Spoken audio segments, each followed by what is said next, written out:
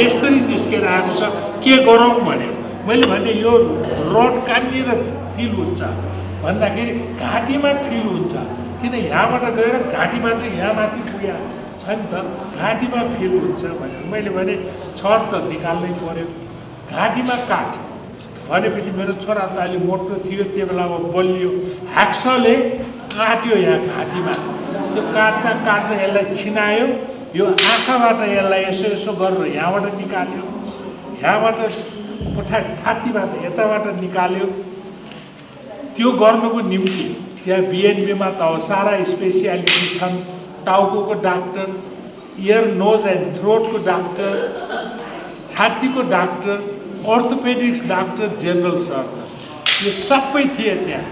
तर यहाँ काटेपछि 2 दिनबाट तानियो र त्यसपछिबाट चाहिने अनि यसलाई खालि यो फोक्सोमा अलिकति हावा निस्किन्छ, त्यसलाई चाहिने एउटा ट्युब राख्नु पर्यो, साधारण भर्ना गर्यो।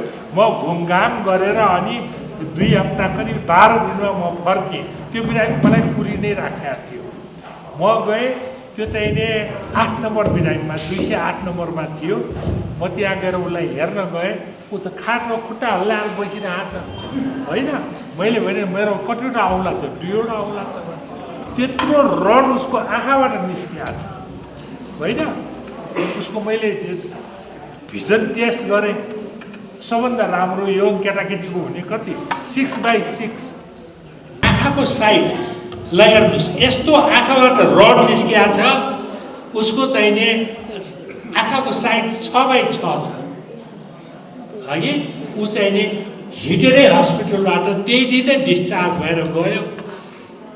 कुनै किसिमको चाहिने तकलिफ भएन, न कुनै इएनटी सर्जनले, हेड एन्ड नेक सर्जनले, थोरेसिक सर्जनले, जेनरल सर्जनले केही गर्नु पर्यो, केही पनि गर्नु परेन। ऊ चाहिने त्यसलाई कसले बचायो त? कोही त छ माथिबाट हात यस्तो गरिराख्ने मान्छे होइन।